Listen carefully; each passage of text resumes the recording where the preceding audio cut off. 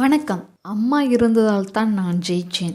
ஒரு அரசு வேலைக்காக ஒரு பையன் மட்டும் படிக்கல.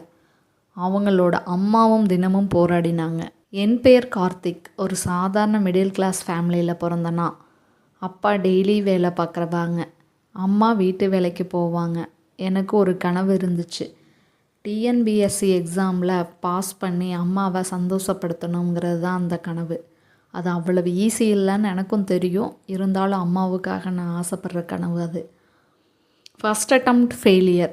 நான் முதல் அட்டம்ப்ட் ரொம்ப கான்ஃபிடெண்ட்டாக எக்ஸாம் எழுதினேன். ரிசல்ட்டும் வந்துச்சு. ஆனால் நான் ஃபெயில் ஆகிட்டேன். அந்த ஒரு வார்த்தை நாட் செலக்டடுங்கிறது எனக்கு ரொம்ப சாப்பிடவும் பிடிக்கல, தூங்கவும் பிடிக்கல. ரூமில் டோரை லாக் பண்ணிவிட்டு அழுதுட்டு இருந்தேன். அப்போ என் அம்மா மட்டும் மெதுவாக வந்து பக்கத்தில் உட்காந்து, டேய் தம்பி, இந்த தோல்வியெல்லாம் வாழ்க்கையை முடிச்சுடாதுன்னு சொன்னாங்க. நான் கோபத்தில் என்னால் முடியாதுமா, எல்லாரும் வேலைக்கு போயிட்டாங்க, நான் மட்டும் யூஸ்லெஸ்ஸாக இருக்கிறேன்னு அழுதேன். அம்மா ஒரு நிமிஷம் கூட என்னை ப்ளேம் பண்ணலை. அவங்க என்ன சொன்னாங்க தெரியுமா? நீ தோக்கிறதுக்கு நான் கவலைப்படலா, நீ முயற்சியை விட்டுருவான்னு தான் நான் பயப்படுறேன். அந்த வார்த்தை என் மனசில் ரொம்ப அடித்த மாதிரியே இருந்துச்சு. அவங்க 2 அடி அடிச்சிருந்தா கூட அவ்வளவு வலிச்சிருக்காது. Second attempt preparation. அடுத்த நாள் முதல் என் அம்மாவின் கனவுக்காக நானும் ஓட ஆரம்பித்தேன், வாழ ஆரம்பித்தேன். காலையில் 4 மணிக்கு எழுந்திரிச்சு எனக்கு அம்மா டீ போட்டு தருவாங்க. நான் லேட்டாக படித்தாலும் அவங்க தூங்க மாட்டாங்க, பக்கத்துலேயே உட்காந்துட்ருப்பாங்க. கரண்ட் பில் பே பண்ண பணம் இல்லாத நாள் கூட இருந்துச்சு. ஒரு நாள் நான் பார்த்தேன், அம்மா அவங்களோட செயினை கொண்டு போய் அடகு கடையில் வச்சுட்டு வந்தாங்க. நான் ஷாக்காகி கேட்டேன், ஏம்மா இப்படி பண்ணுறீங்கன்னு. அதுக்கு அவங்க சிரிச்சுக்கிட்டே சொன்னாங்க, இந்த பணத்தை வச்சு புக்கு வாங்கி படிடா தம்பி, மறுபடி பார்த்துக்கலான்னு. அந்த சிரிப்புக்குள்ளே எவ்வளோ கஷ்டம் இருந்துச்சுன்னு அப்போ எனக்கு புரியலை. Relative tax. ஃபேமிலி ஃபங்க்ஷனுக்கு போனால் கூட, இன்னும் வேலை கிடைக்கலையா, எவ்வளவு நாள் வீட்லேயே இருப்ப, கவர்மெண்ட் எக்ஸாமெல்லாம் எல்லாரும் ஈஸியாக பாஸ் பண்ண முடியாதுன்னு ரிலேட்டிவ்ஸ் பேசுவாங்க. எனக்கு ரொம்ப அவமானமாக இருக்கும். ஆனால் என் அம்மா மட்டும் என் பையன் ஒரு நாள் ஜெயிப்பான்னு ஃபுல் கான்ஃபிடென்ஸாக சொல்லுவாங்க.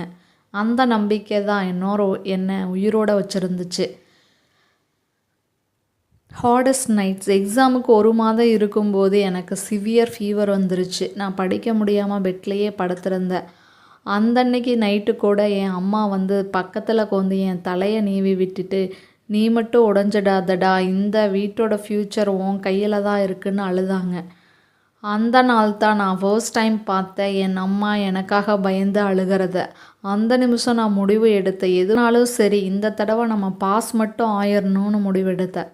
ஃபைனல் எக்ஸாம் டே வந்துச்சு. என் அம்மா காலையிலேயே கோயிலுக்கெல்லாம் போயிட்டு வந்துட்டு எனக்கு கர்ட் ரைஸ் செஞ்சு கொடுத்தாங்க.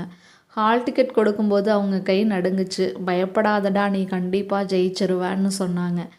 நான் எக்ஸாம் ஹாலுக்கு போகும்போது அம்மா எங்கூடவே வந்து வெயிட் பண்ணிகிட்டு இருந்தாங்க. 3 மணி நேரம் எக்ஸாமு. அவங்க வெயில் மழைன்னு பார்க்காம வெளியவே நின்று வெயிட் பண்ணிகிட்டு இருந்தாங்க. அந்த லவ்வை டிஃபைன் பண்ணவே முடியாது. நானும் ஜன்னல் வழியாக பார்த்துட்டு அம்மாவை பார்த்துட்டே எக்ஸாம் எழுதிட்டு இருந்தேன்.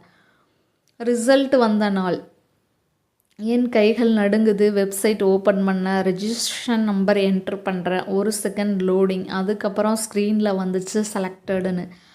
அந்த ஒரு சென்டென்ஸ் பார்த்த உடனே நான் கத்தி அழுது. அம்மா கிச்சனில் இருந்தாங்க. நான் ஓடி போய், அம்மா நான் பாஸ் ஆகிட்டேன்னு சொல்லி கட்டி பிடிச்சேன்.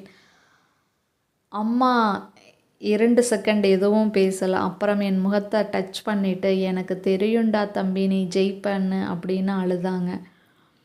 Most emotional moment. அடுத்த நாள் அப்பாயின்மெண்ட் ஆர்டர் வந்துச்சு. நான் ஃபர்ஸ்ட் சேல்ரி வாங்கின நாள். என் அம்மாவை ஷாரி ஷாப்புக்கு கூட்டிகிட்டு போயிட்டு அவங்களுக்கு பிடிச்ச கலரில் சேரீ எடுத்து கொடுக்கலான்னு பிளான் பண்ணினேன். அவங்களும் லைஃப் டைமில் ஃபர்ஸ்ட் டைமாக ப்ரைஸ் பார்க்காம ஒரு சேரீ எடுத்தாங்க. பில் பே பண்ணினேன். அப்போ எங்கள் அம்மா குவைட்டாக அழுதுட்டு இருந்தாங்க. என்னம்மான்னு கேட்டேன். அவங்க சொன்னது, நான் கஷ்டப்பட்டதெல்லாம் இப்போது கஷ்டமாக தெரியலடா, நீ ஜெயிச்சிட்ட அப்படின்னாங்க. அந்த நிமிஷம் டிஎன்பிஎஸ்சி எக்ஸாமில் கிடைச்ச சந்தோஷத்தை விட என் அம்மா முகத்தில் இருந்த பெருமை தான் எனக்கு பெரிய அச்சீவ்மெண்ட்டாக இருந்துச்சு.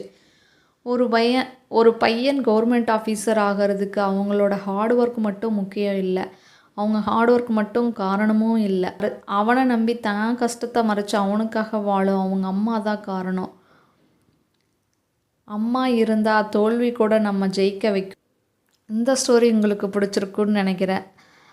பிடிச்சிருந்தா லைக் பண்ணிவிட்டு உங்கள் ஃப்ரெண்ட்ஸ்க்கு ஷேர் பண்ணிடுங்க. இது மாதிரிக்கு உங்கள் அம்மாவும் ஹெல்ப் பண்ணியிருந்தா கமெண்ட்டில் சொல்லுங்கள். நன்றி.